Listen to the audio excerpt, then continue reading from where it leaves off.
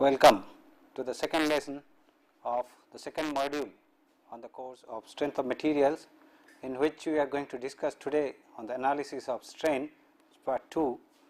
And in the last lesson we have introduced the strain after discussing the different aspects of stresses in module 1.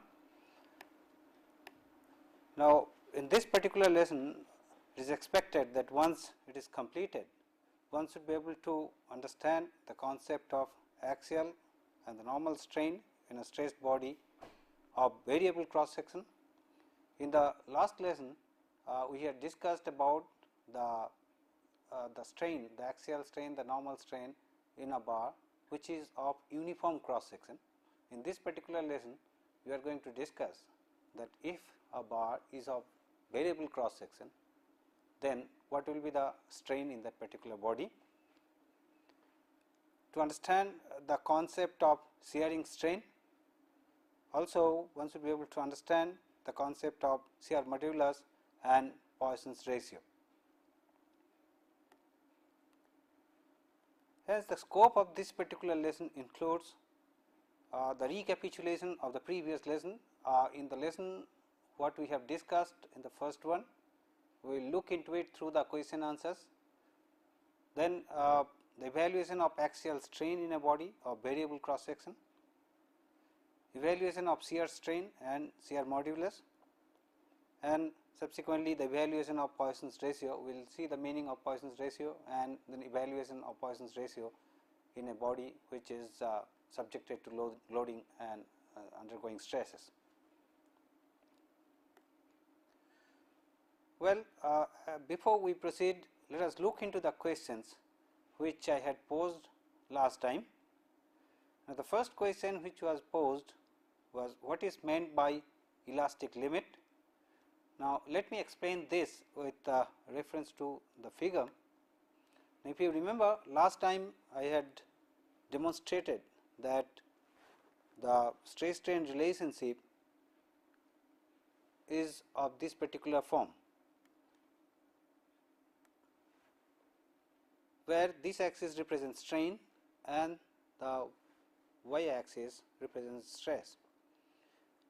Now, I had said that if we keep on applying load on a bar in an axial manner, if we apply a tensile pull to a bar gradually, the bar will undergo deformation, and thereby we had seen that for a bar which is subjected to axial pull, how to compute the strain corresponding to that for each increment of the load. Now, if we compute the strain for a particular load and compute the stress corresponding to that load, we can get a plot of stress versus strain. Now, up to a particular limit, if we keep on applying the load, on removal of the load, the bar is expected to come back to its original position. But beyond a point, if we keep on applying the load, the state of stress and the strain in the bar will be such that it will not come back to its original position after the removal of the load. Now, the limiting point up to which on removal of the load the material comes back to its original position, we call that as elastic limit, and this is what is indicated over here. And up to that limit, we expect that the stress is proportional to the strain, which is popularly known as the Hooke's law.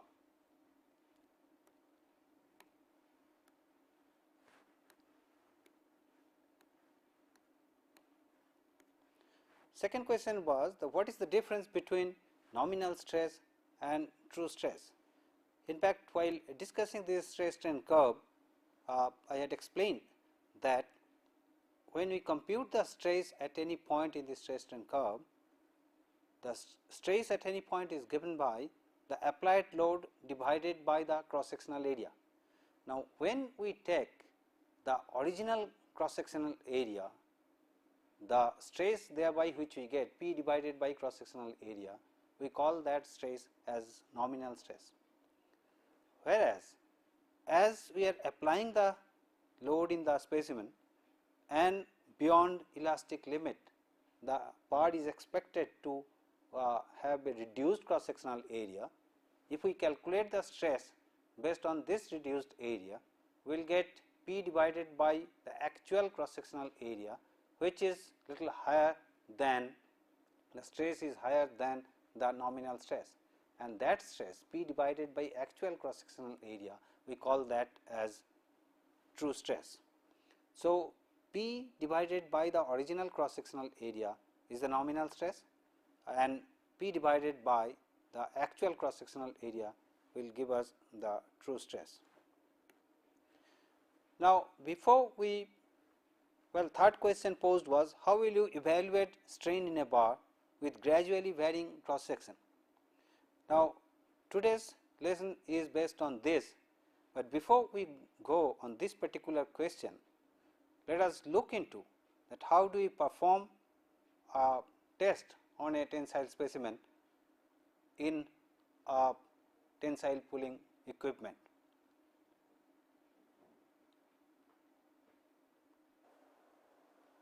This experiment is primarily the tensile testing of a HYSD bar.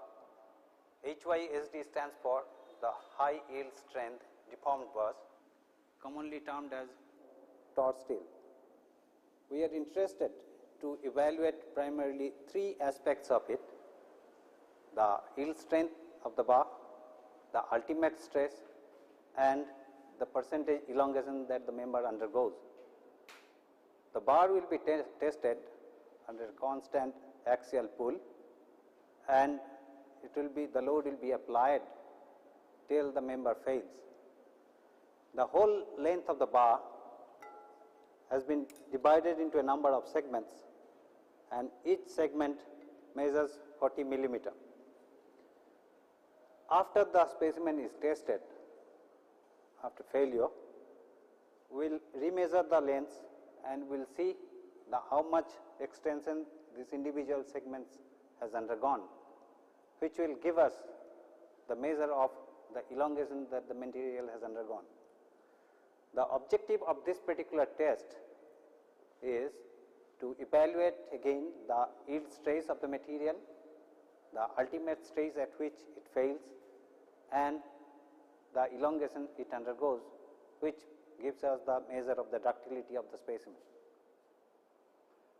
This is the control panel from which the load will be applied to this particular specimen at a constant rate till the member fails, and the type of load that is being applied onto this particular specimen is a tensile pull. Now, we will look into how the load is being applied on the specimen till its failure.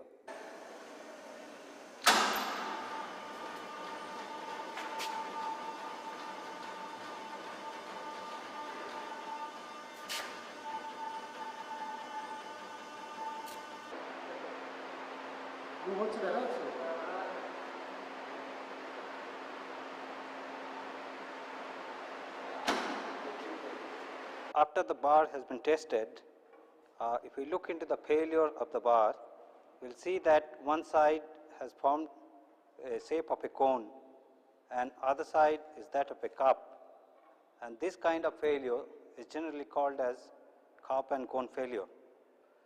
Now, if we look into the whole length of the bar, you will find that at the central part it has undergone extension, and because of plastic deformation the length has been extended. If you remember, in the beginning we had divided the whole length of the bar at a segment of 40 millimeter. Now, if we measure the extended part of that particular segment, now after it has elongated, we find that this particular length, which was originally 40 millimeter, is now 54 millimeter. This indicates that this particular bar has been extended by 14 millimeter. This gives us a measure of percentage elongation and thereby the ductility of the material. Well, just now we have seen the experiment which has been performed on a bar applying a tensile pull, and then it has snapped at a point, and the type of failure you have observed, which we call as a cup and cone failure. Now, if you remember, in the last lesson we were discussing that if we apply a tensile pull in a bar, the bar is expected to undergo deformation gradually, and at certain point of time it undergoes failure, and that is what is represented in this stress strain curve, that if we apply load gradually up to elastic limit, if we release the member comes back to its original position, but if we keep on applying the load, it undergoes to the maximum stress and then fails at a lower value. Now, this part we called as a failure stress, and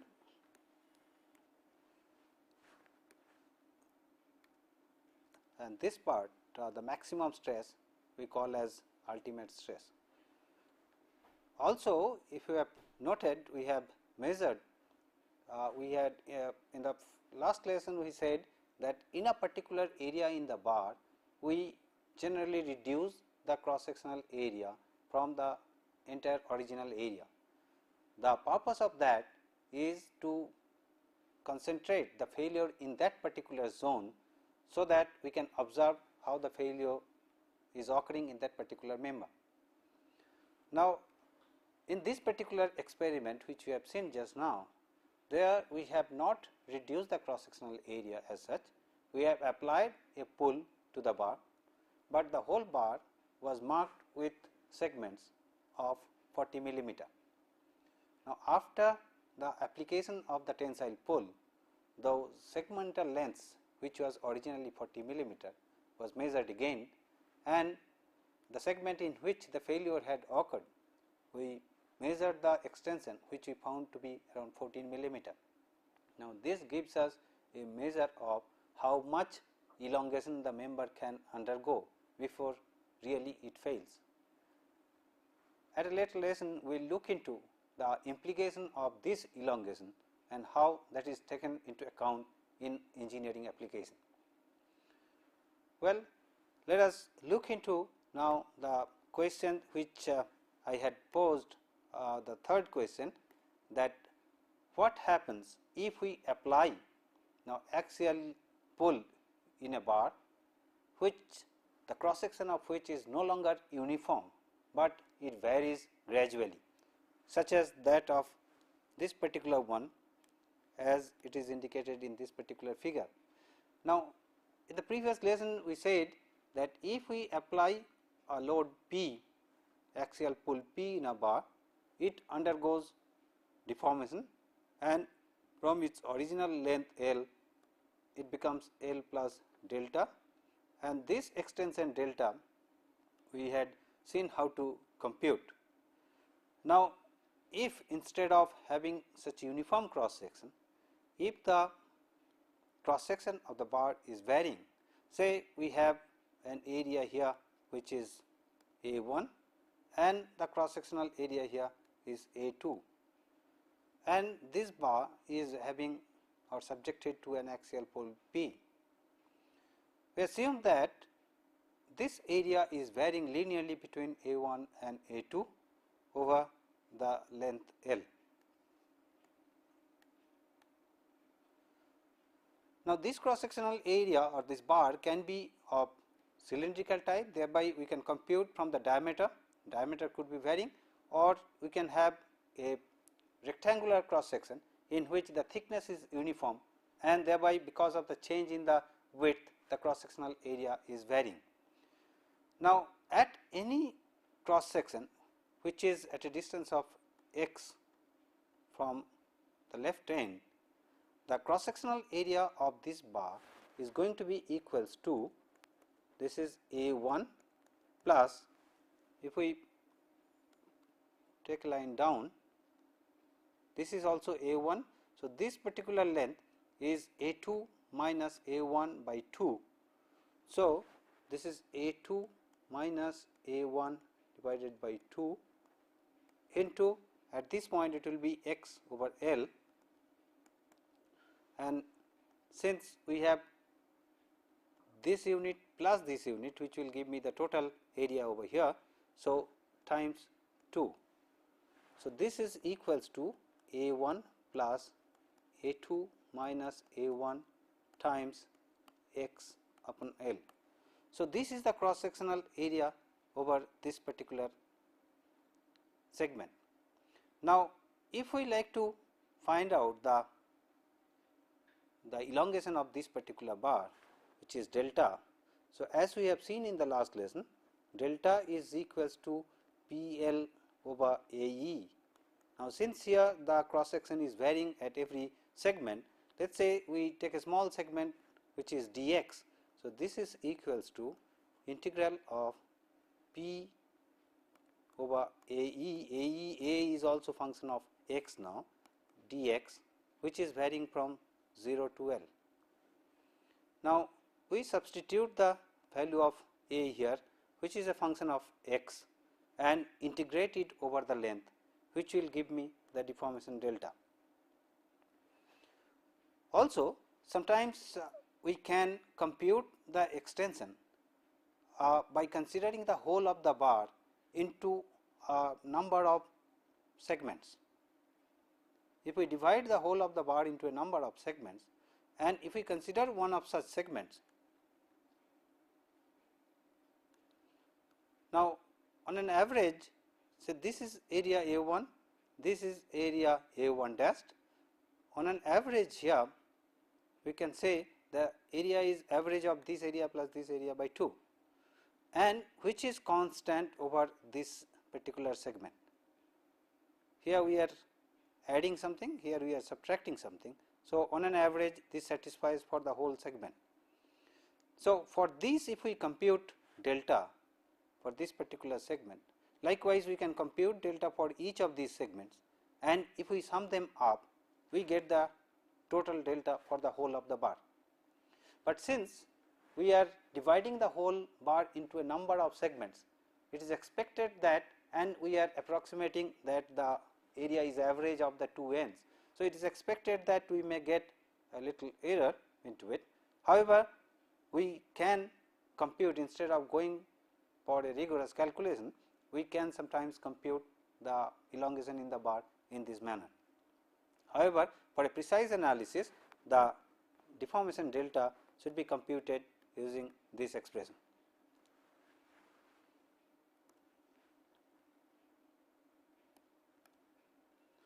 Now, let us look into that if a bar which is fixed at one end,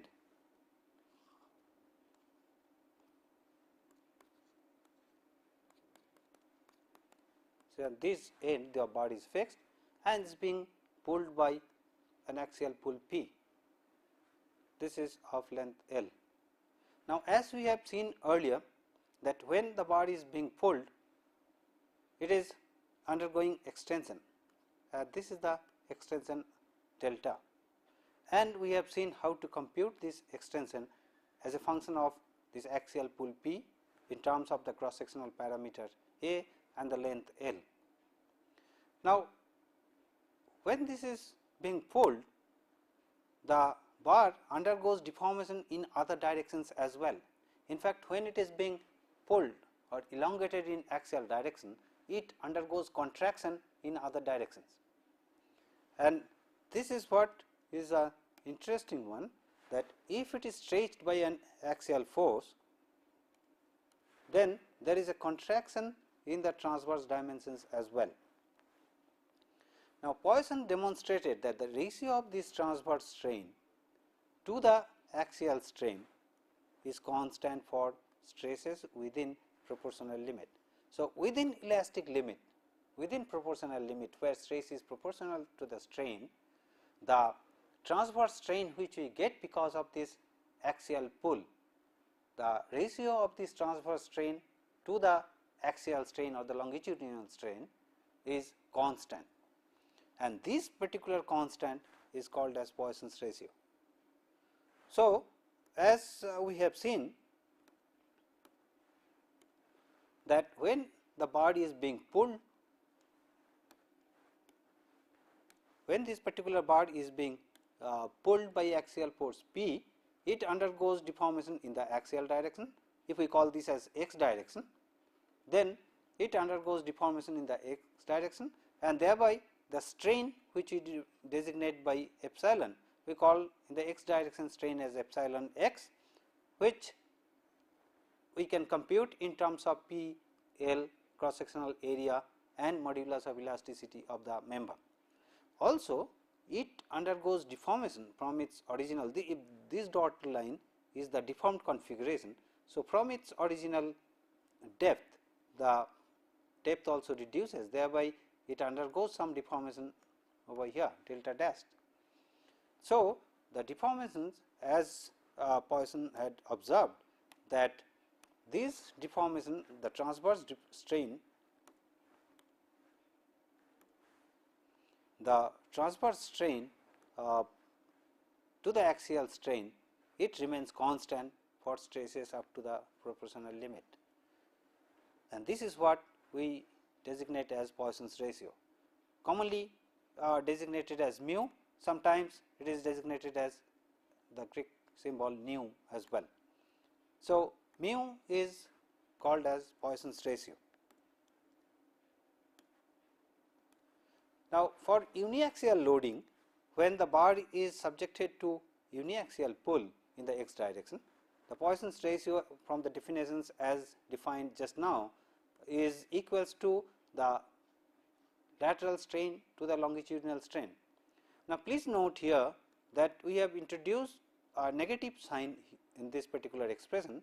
This indicates that when the body is being pulled in the axial x direction, in the other direction it is undergoing contraction, and that is why this negative symbol has come over here. So, the negative sign indicates that an elongation in the axial direction causes contraction in the transverse directions, and the transverse strain is uniform throughout the cross section and is the same in any direction in the plane of cross section. And this is important points to be noted, that the transverse strain which could be in the y on the z direction is uniform throughout the cross section and is the same in any direction in the plane of cross section.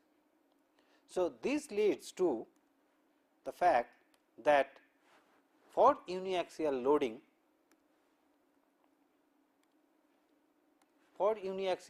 that means a bar when it is loaded in the x direction with an axial pull P, the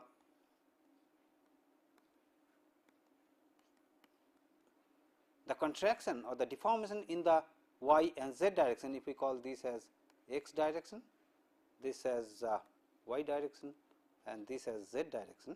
So, the strain in the y direction, which is deformation to its original length in the y direction, epsilon y, is the same as that of epsilon z, as we said that in all direction it is the same, is equals to the minus mu times epsilon x, where mu is the Poisson's ratio.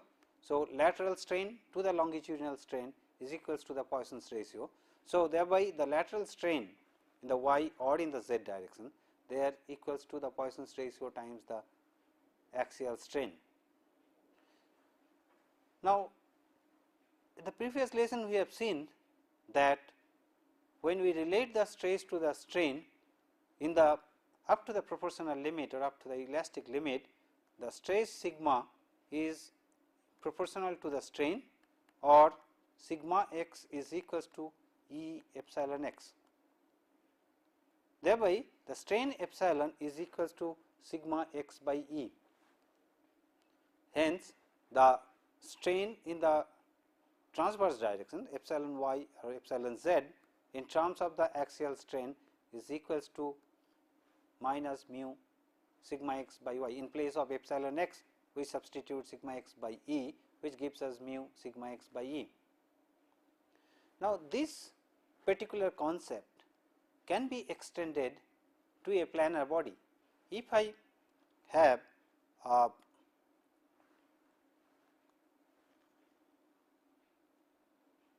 if we take a planar body in which we have the stresses, normal stresses sigma x and sigma y. And if we say that its original dimension is say delta x and delta y, now when they are being pulled, they will undergo extension. Now when it is being pulled in the axial direction, sigma x direction, it will undergo elongation in the x direction, it will undergo contraction in the y direction. When it is being pulled in the y direction, it will undergo elongation in the y direction and there will be contraction in the x direction. Now if we take independently that when it is undergoing elongation in the x direction, which is epsilon x, which is equals to sigma x by E. Correspondingly, the strain in the y direction epsilon y will be equals to minus mu sigma x by E as per the definition of the Poisson's ratio just now which we have observed. So, this is the case when sigma y is not there, the planar element is being pulled by the axial pull in the x direction. When the plate element is being pulled in the y direction and having no load in the x direction, it will undergo elongation in the y direction and thereby there will be contraction in the x direction because as per the Poisson's definition. So, when it is being pulled by sigma y, we have the strain epsilon y is equals to sigma y by E and correspondingly epsilon x is equals to minus mu times sigma y by E.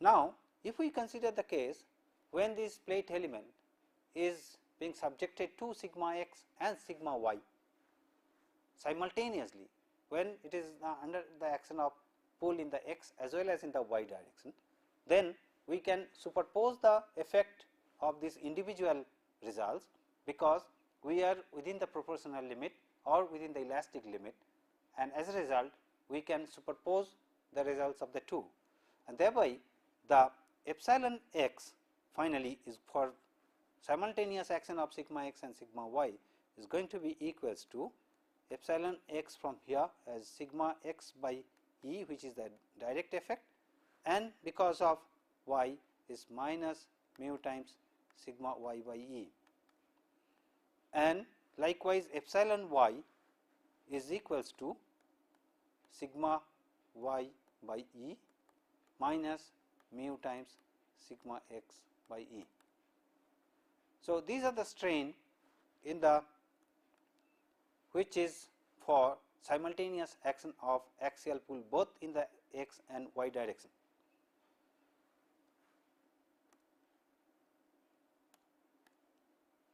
Now, having looked into the strains in the axial directions when it is acting only in one direction or acting in the two directions, wherein we have the strains epsilon x, epsilon y.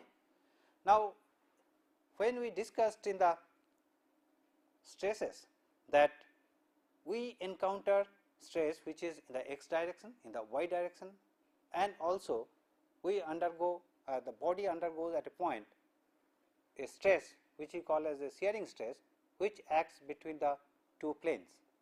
So, if we look into such a case where a particular body is subjected to, let us say this body is fixed at this particular end and it is subjected to a horizontal force P which is acting on this plane.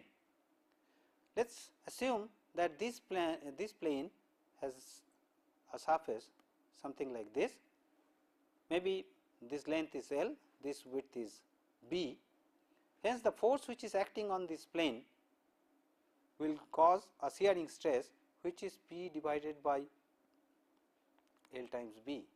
This is the shearing stress.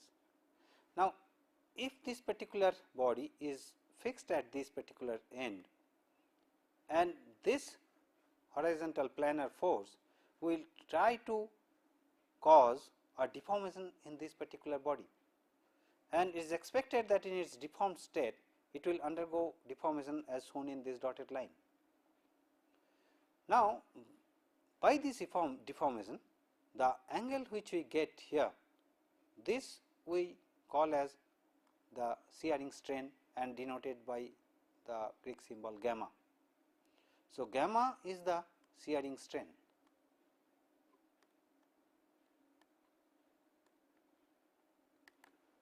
And this is what is defined here. The shear strain is defined as the change in a right angle of a body. You see that when this particular body, which has a right angle over here, after the action of this planar force, which is causing deformation in this body, undergoes a deformed state, and thereby this right angle undergoes a deformation, and this angular deformation is termed as the shearing strain, and generally it is measured in radians due to the applied shear stress. Now, as we had observed in case of the stress and the strain in an axial pool, that up to the proportional limit or up to the elastic limit, the stress is proportional to the strain.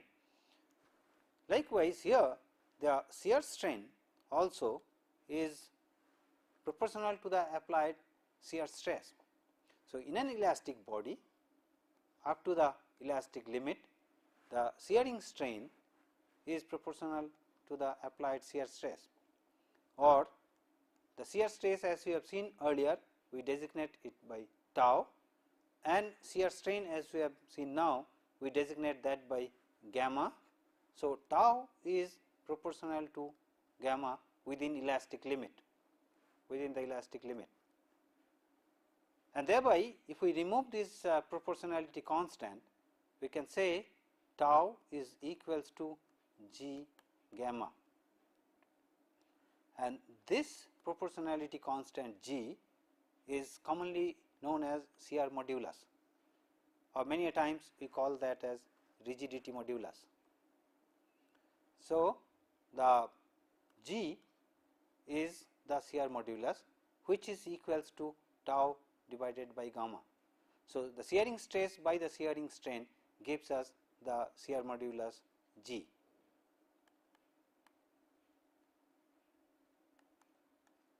And this is an important result which we will look into how, as we go along, to apply this or to evaluate the stress or the strain in a body when they are subjected to different kinds of loading. Well, now we come to the some example problems based on the aspects which we have discussed. In the last class, I had posed you a problem that which is like this, that an aluminum bar which is having a cross sectional area of 160 millimeter square carries the axial load as shown over here. We will have to compute the total change in length of the bar, and the modulus of elasticity E is given as 70 GPa, the gigapascal.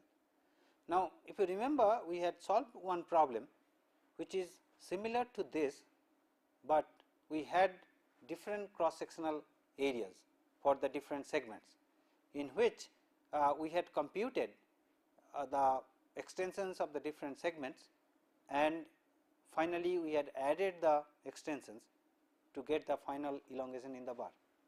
Now, in this particular case also, since there are variations of the loads at different points, the first thing which should be checked is whether the applied loads keep the body in equilibrium or not.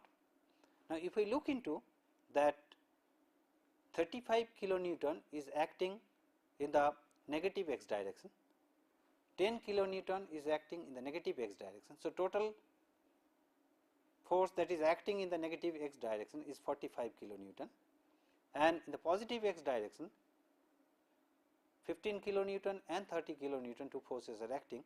So, thereby this body is in equilibrium under the applications of the forces in the bar. Now, last time when we had solved a similar example, if you remember, what we need to do is, here also from this point to this point, let us say this point is A, this is B, this is C, this is D. Now, from A to B, just a little below B, the effect of force which is existent is this 35 kilonewton. So, if I take a cut here and make a free body of this, of the part AB just prior to the application of this 15 kilonewton load, then this is 35 kilonewton. So, to keep this bar in equilibrium, you will have to have a resisting or the reactive load which is 35 kilonewton. Now, this application of the load extend or elongates the bar. So, the extension of this part under the application of 35 kilonewton will be delta is equals to P L by A E, which is equals to P here is 35 kilonewton. So, 35 into 10 to the power 3, so much of Newton. L of this segment is 0.8 meter, which is 800 millimeter, divided by the cross sectional area. Here the cross sectional area of this segment is 160 millimeter square. So, 160 multiplied by E. E for this particular material is 70 GPa, which is 70 into 10 to the power 9 Pascal.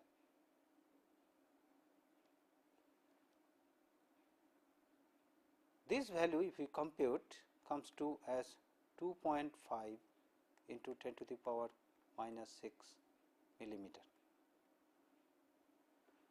Now, this particular bar, since it is undergoing axial pull, the tensile pull, so this is positive elongation. Now, let us look into the free body at this particular segment. Now, just after the application of this force, if we cut the bar, then we have the forcing system something like this. Here we have 35 kilonewton. At this point, we have 15 kilonewton. Now, 15 kilonewton is acting in the positive x direction, 35 kilonewton is acting in the negative x direction. So, the balance is 20 kilonewton on this side. So, to make this part in equilibrium, we have to have 20 kilonewton acting in this side. So, this will make the body or this particular free body in equilibrium. So, this particular segment, the part of the body immediately after the application of this load to the point prior to the application of this load, this particular segment will have a force system which is something like this. Since 20 is acting in this way, so the resistive 20 will be acting in this, and so for balancing this it has to act in this form. Thereby, this bar will undergo stretching because of this 20 kilonewton load.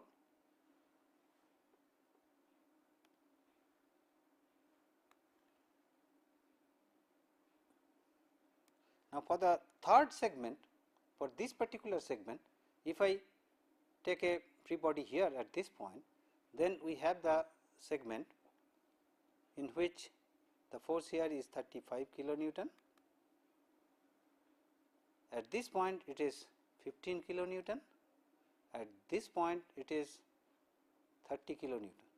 So, we have 30 plus 15, 45 is acting in this direction, 35 it is acting in this direction.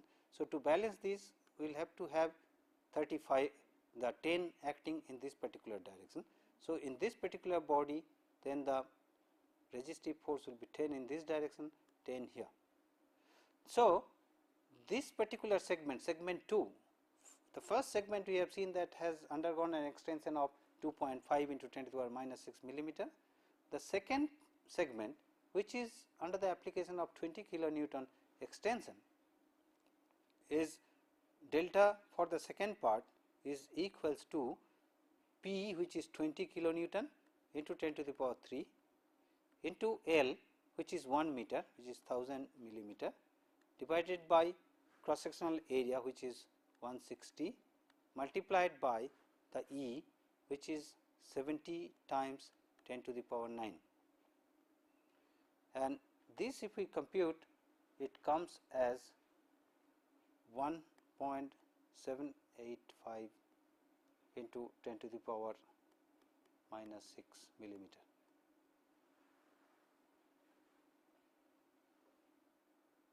So, this is again extension because it is a tensile pull which is acting in this particular segment. So, this is going to give the extension of the bar.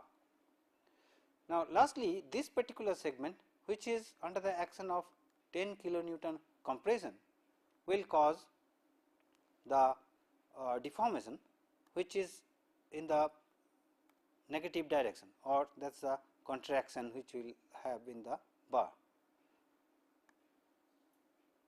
Now, if we compute the deformation corresponding to this delta 3, which is equals to 10 kilonewton a to 10 to the power 3 into segmental length here is 0.6 meter, which is 600 divided by area is 160 times 70 a to 10 to the power 9, and this if we compute it comes as 0.535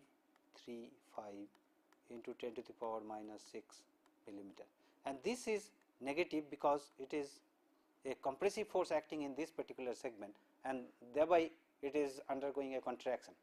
So, finally, the total elongation of the bar in the first segment it is undergoing elongation, in the second segment it is undergoing elongation, and in the third segment it is undergoing contraction.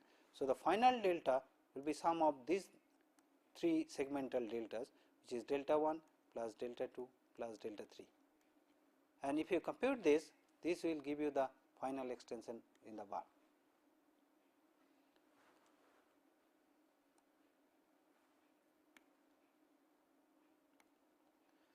Now, let us look into another example problem which is quite interesting. Now, here we have a rigid bar AB which is being supported by a steel wire, steel rod AC, which is fixed at or hinged at this particular point, and cross sectional area of this particular steel rod is 100 millimeter square. Now, what we are interested is to find out that how much vertical displacement this particular point undergoes because of the application of this load 10 kilonewton. This angle is 45 degree, and this length of the rigid bar is given as 2.5 meter.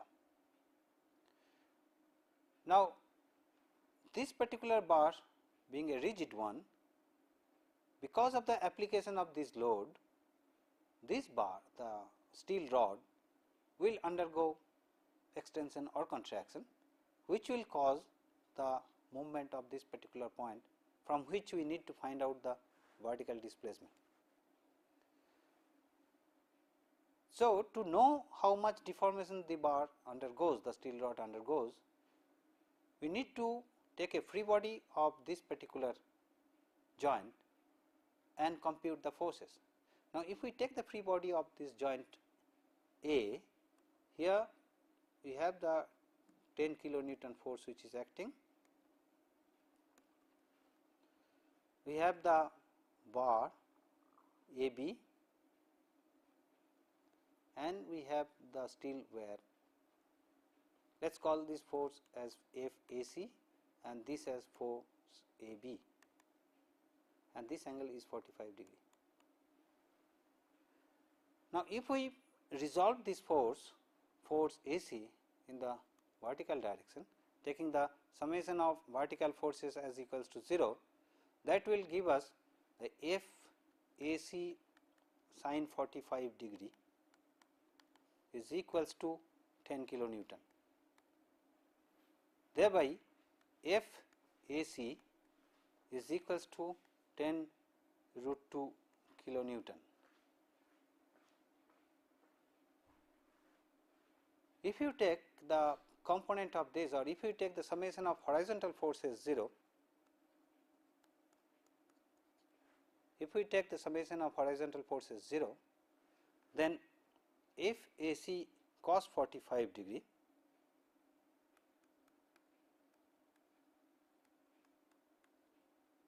is equals to FAB. and f AC is 10 root 2, cos 45 degree is 1 by root 2. So, 10 root 2 multiplied by 1 by root 2 is equals to f AB, and thereby f AB is equals to 10 kilonewton.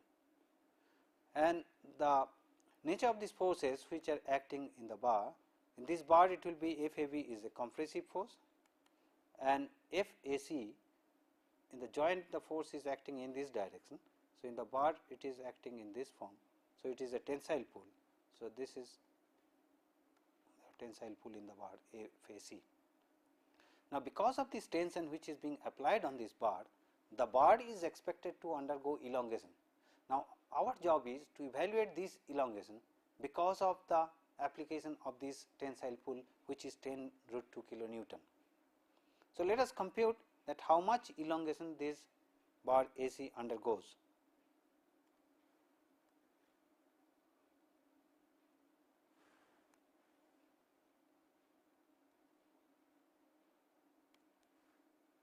Now, the delta AC is equals to P L by AE, the extension.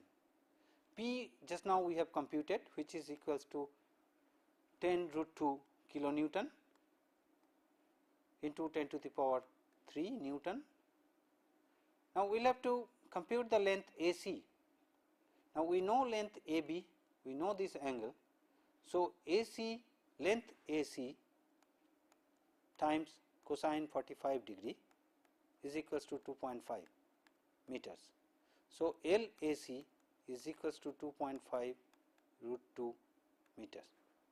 So, L is this multiplied by 2.5 times root 2 into 10 to the power 3 so many millimeter divided by the cross sectional area, which is 100 millimeter square, multiplied by E, which is 2 into 10 to the power 5 MPa, the Newton, the megapascal.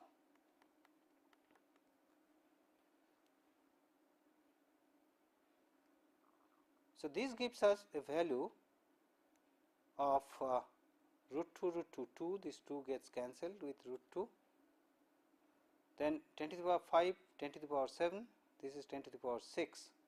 So, this is 25. So, this 10 goes off, 10 to the power 6, 10 to the power 7. So, we have 2.5. So, delta AC is equals to 2.5 millimeter. So, the extension of this particular steel rod is equals to 2.5 millimeter.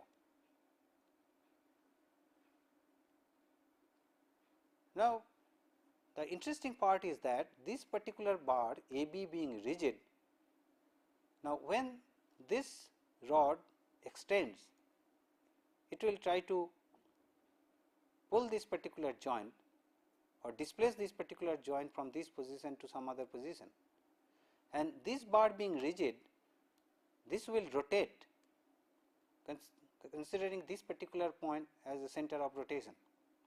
So, if this particular bar rotates, it is expected that it will take a circular arc.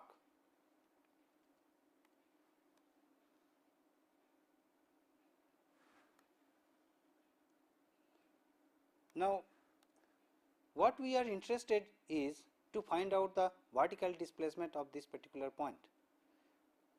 Now, assuming that this rigid bar undergoes a movement in a circular path, and this displacement, the deformation being small, this circular arc we assume as a straight one.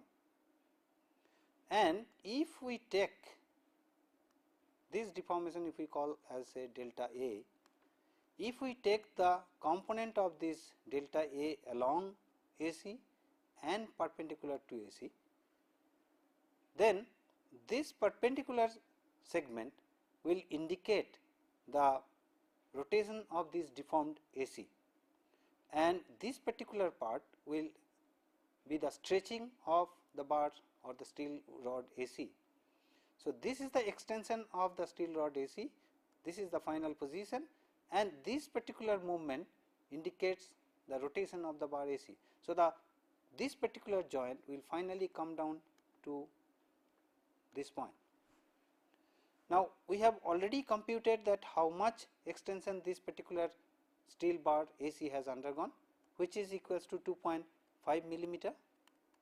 This is our delta AC, and what we are interested in is the value delta A.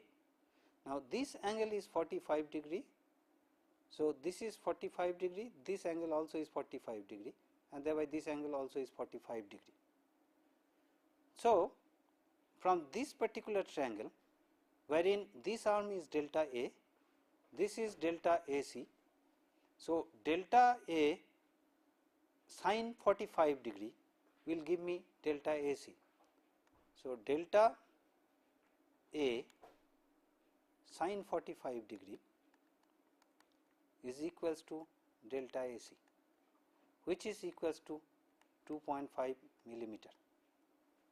Hence, the delta A is equals to 2.5 times root 2, which is equals to 3.54 millimeter. So, the vertical displacement of point A or this joint A is equals to 3.54 millimeter. So, you can see that how you can apply the expression for extension because of the application of the load in a system where two bars are connected, where a rigid bar is held by an extensible bar, which is producing the deflection of this particular joint. Well, let us look into another problem where the bar is no longer uniform, but it has a variation along the length of the bar. On this end, the diameter of the bar is given as 20 millimeter, the other end it is given as 30 millimeter, and it is being pulled by a load 30 kilonewton. Now, what we need to do is that determine the elongation of the tapered cylindrical aluminum bar caused by this 30 kilonewton axial load, where E is given as 72 GPa. We have discussed today how to compute the elongation in a bar where the cross section is no longer uniform, but it is varying along the length of the bar. So, applying that concept, now what we do is that at any cross section which is at a distance of x along the length of the bar, we try to find out what is the diameter. So, the diameter d at this particular point, which is at a distance of x, is equals to again 20 plus 30 minus 20 times x divided by L. L here is 400 millimeter. So, this is equals to 20 plus 10 by 400. So, x by 40 millimeter. So, this is the diameter which we have at this particular location. Now, since it is varying at every point, this diameter is changing as a function of x. So, we compute delta, which is equals to, so we compute delta, which we know as equals to PL by AE. Now, here this bar is undergoing an axial pull with a load of 30 kilonewton. So, we have to integrate this over the length L, which is 0 to 400. P is 30 kilonewton. Now, since we are taking the diameter for a small segment which is dx, so and A is function of x and we have the value of E. So, this if we integrate it, then we get the extension of the bar. Now, I leave it at this point for you to compute. I will discuss this in the next class. I have another problem which is the application of the concept of shearing strain, which we have discussed today. There are two rubber pads. There are 3 steel plates of 10 millimeter thickness, and 2 rubber pads are attached to the steel plates in between the steel plates, which is of the rubber pad thickness is 50 millimeter, and the length of these plates and the rubber pads are 200 millimeter. The width of these rubber pads, which if you look into in the third direction, this distance is 100 millimeter.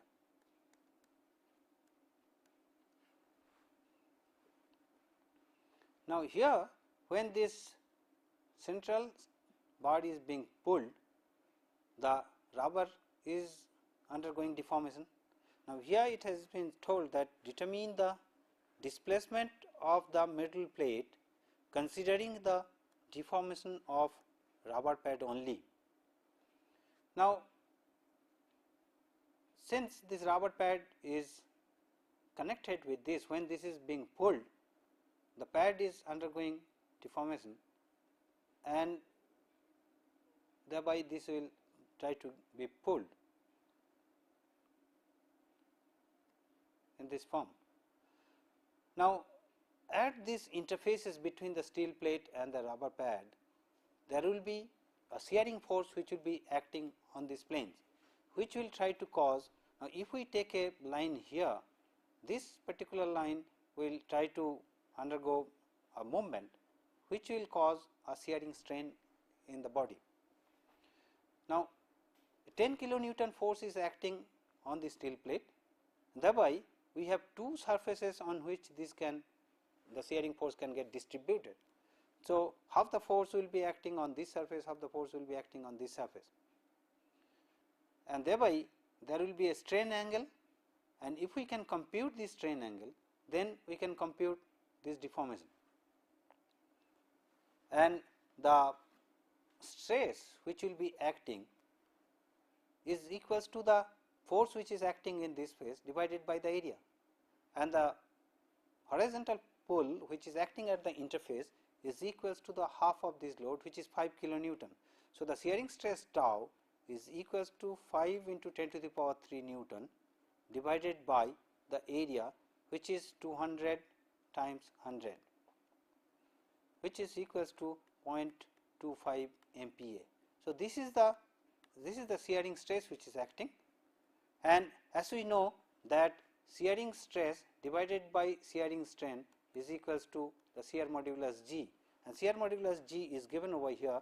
So, we can compute gamma, the shearing stress, which is equals to tau by G, where tau is 0.25 and G is 150 MPa. So, this gives us a value of shearing strain gamma, and once we know gamma, gamma times this thickness will give the movement that it undergoes.